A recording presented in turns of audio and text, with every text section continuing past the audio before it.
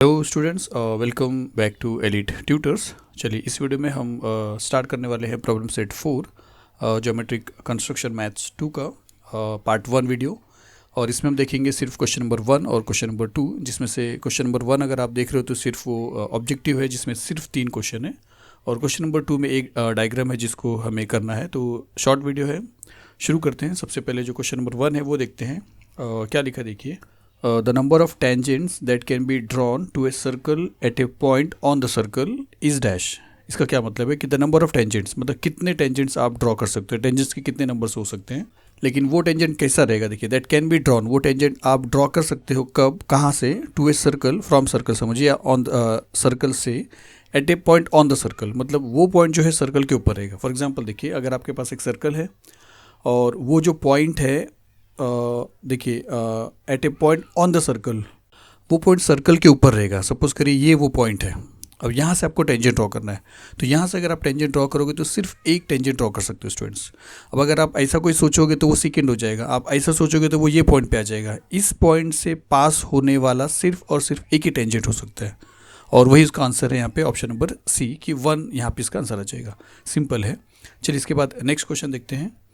इसमें क्या लिखा है कि the maximum number of tangents that can be drawn to a circle from a point outside it. देखिए पहले सर्कल के ऊपर पॉइंट था, अब वो जो पॉइंट है सर्कल के आउटसाइड में है, मतलब सर्कल के बाहर है। और फिर आपसे बोला कि उस पॉइंट से मैक्सिमम कितने टेंजेंट्स ड्रॉ कर सकते हैं। जैसे देखिए कि सर्कल है, सर्कल का सेंटर है, और इस बार जो पॉइंट है वो आउटसाइड द सर्कल है। देखिए drawn to a circle from a point outside it, circle के बाहर कोई पॉइंट है, यहाँ से आपको टेंजेंट ड्रॉ करना है। तो यहाँ से आप कितने टेंजेंट ड्रॉ कर सकते हो, टेंजेंट वो होगा जो इस पॉइंट को से शुरू होगा और सर्कल को टच करेगा। तो एक पॉसिबिलिटी है ऊपर की तरफ और एक पॉसिबिलिटी है नीचे की तरफ, मतलब दो जगह पे वो टच कर सकता है, एक इस पॉइंट पे और एक इस पॉइंट पे। इसके अलावा वो कहीं टच नहीं कर सकता स्टूडेंट्स। मतलब इसके अलावा आप कहीं पे भी टेंजेंट नहीं ड्रॉ कर सकते हो जो सिर्फ टच करेगा, बल्कि वो इंटरसेक्ट करके चला जाएगा या वो बाहर से चला जाएगा, टच ही नहीं करेगा। और जो टच करता है वही टेंजेंट कहलाता है, आपको मालूम है। तो दो जगह पे आप देख रहे हो कि आउटसाइड अगर पॉइंट है तो दो जगह पे आप टेंजेंट ड्रॉ कर सकते हो, मतलब दो टेंजेंट ड्रॉ कर सकते हो। तो मैक्सिमम नंबर बोला है तो मैक्सिमम नंबर सिर्फ और सिर्फ 2 है, और उसका ऑप्शन नंबर ए है। चलिए थर्ड क्वेश्चन देखते हैं। इसमें क्या लिखा है कि if triangle A B C is similar to triangle P Q R, मतलब ये दोनों ट्राइंगल सिमिलर हैं। और हमने ऑलरेडी फर्स्ट लेसन में देखा है कि सिमिलर ट्राइंगल का साइज़ जो है वो सेम हो भी सकता है, बहुत लीस्ट ये बात दी जाती है। साइज़ डिफरेंट रहते हैं, एक छोटा होता है और एक बड़ा होता है, लेकिन हाँ शेप उनका सेम रहता है, जैसे ये दिखता है वैसे वो भी दिखता है। तो इसी तरह दो ट्राइंगल है, यहाँ पे कोई पिक्चर नहीं बता रहा हूँ मैं। तो दो ट्राइंगल है, दोनों सिमिलर हैं। और उसमें क्या बोला कि इसमें जो ए बी साइड है और इसमें जो पी क्यू है, देखिए अगर ट्राइंगल बनाया जाएगा तो सपोज हमने डायग्राम ड्रॉ कर लिया तो ए बी के साथ में पी क्यू होगा, क्योंकि सिमिलर का जो साइन दिया उसका मीनिंग है कि ए और बी है फर्स्ट 2 लेटर, तो पी और क्यू रहेगा। अगर हमने नेमिंग ऐसा किया ए और बी यहाँ पे कर दिया तो पी और क्यू आपको ऐसा करना पड़ेगा, पी और क्यू। उसको आप पी और क्यू इस तरफ नहीं ले सकते हो, अगर इसको आप ऐसा चलते हो तो इसको भी आपको ऐसा चलना पड़ेगा। तो सी यहाँ पे आ गया और उसी तरह यहाँ पे आर आ गया। तो ये है सिमिलर ट्राइंगल। अब यहाँ पे ये बोला है कि ए बी को अगर पी क्यू से डिवाइड करेंगे तो फाइनली आपको 7/5 मिलेगा। मतलब ए बी जो भी रहेगा डिस्टेंस उसको अगर आप पी क्यू के डिस्टेंस से अगर आप डिवाइड करते हो तो आपको मिलता है 7/5। तो आप बताइए कि फिर ट्राइंगल ए बी सी बड़ा है या ट्राइंगल पी क्यू आर बड़ा है, या दोनों ट्राइंगल इक्वल है, या डिसाइड नहीं कर सकते। अब देखिए अगर दोनों ट्राइंगल इक्वल की बात आप लेके चलते हो तो ए बी जितना बड़ा रहेगा पी क्यू भी उतना बड़ा रहेगा। अगर ए बी और पी क्यू दोनों सेम रहेंगे, अगर अज्यूम करिए दोनों 7 रहेंगे तो दोनों कैंसिल हो जाएगा, 1/1 आएगा, और 1/1 आपको दिया नहीं है तो ये ऑप्शन तो सीधा कैंसिल हो रहा है। कैनॉट बी डिसाइडेड बोला है, पहले देख लेते हैं कि डिसीजन ले सकते हैं या नहीं हम।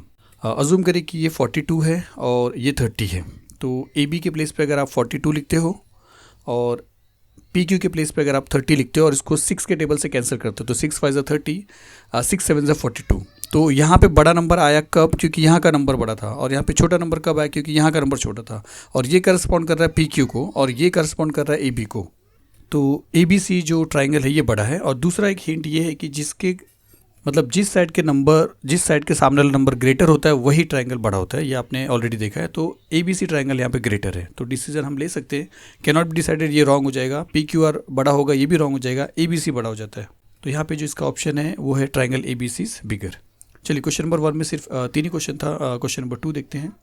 क्वेश्चन नंबर 2 में क्या बोला है, draw a circle with centre O and radius 3.5 centimetre. तो आपको एक सर्कल ड्रॉ करना है और उसका जो रेडियस है 3.5 सेंटीमीटर लेना है, सेंटर का नाम O लेना है। तो सपोज करिए हमने इतना समझा है। फिर क्या बोला कि take a point P at a distance 5.7 centimetre from the centre. अभी सेंटर से आपको 5.7 के डिस्टेंस पे एक पॉइंट P लेना है। तो अगर वो 5.7 है तो सर्कल के अंदर नहीं आ सकता, क्योंकि सर्कल के अंदर तक आने के लिए 3.5 से कम होना चाहिए। तो इसका मतलब है कि वो सर्कल के बाहर चला जाएगा। और फिर आपको क्या करना है, उसको ज्वाइन, पॉइंट P ले लिया, उसको ज्वाइन कर देना है।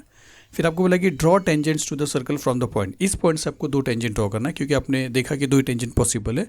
तो एक टेंजेंट यहाँ पे चला जाएगा, एक टेंजेंट यहाँ पे चला जाएगा।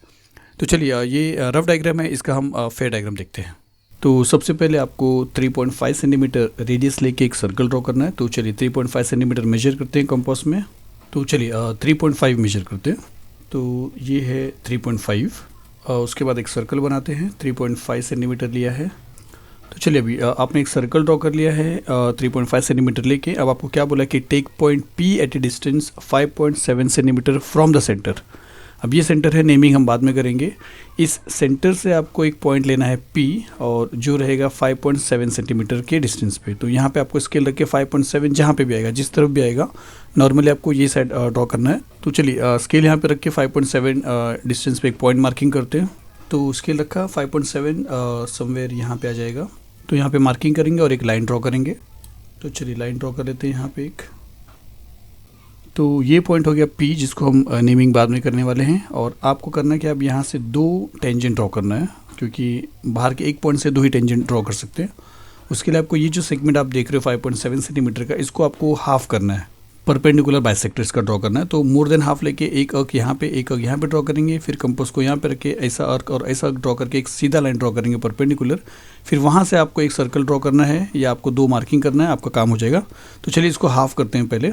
तो सबसे पहले कंपास लीजिए और ये जो सेगमेंट है इसका आप एक अंदाज से हाफ से ज़्यादा लिए, मोर देन हाफ लीजिए। तो मोर देन हाफ लिया सपोज करिए यहाँ तक। अब आपको ऊपर एक अर्क ड्रॉ करना है इस तरह से, और एक अर्क नीचे ड्रॉ करना है इस तरीके से। फिर कंपास को ये एंड से छोड़ के ये एंड पे लाना है, और अब इस तरफ अर्क ड्रॉ करना है, एक इस तरफ से, एक अर्क यहाँ पे ड्रॉ करना है। फिर आपको स्केल रख के ये दोनों अर्क का जो इंटरसेक्शन पॉइंट है दोनों को ज्वाइन करना है। तो आपको स्केल ऐसा रखना है और एक लाइन आपको ऐसा ड्रॉ करना है। दोनों साइड हम एरो बनाएंगे, लास्ट में मैं आपको बताता हूँ। अभी जो बाइसेक्टर है इसका जो ये पॉइंट है, इस पॉइंट से आपको ये डिस्टेंस और ये डिस्टेंस मेजर करना है, दोनों तो सेम रहेगा। आपको यहाँ से एक सर्कल और ड्रॉ करना है। तो इसको यहाँ पे रखते हैं और इतना मेजर करते हैं, और यहाँ से एक सर्कल और आपको ड्रॉ करना है। या आप चाहें तो यहाँ पे एक अर्क और यहाँ पे एक अर्क भी ड्रॉ कर सकते हैं, अगर आपको सर्कल नहीं बनाना है तो।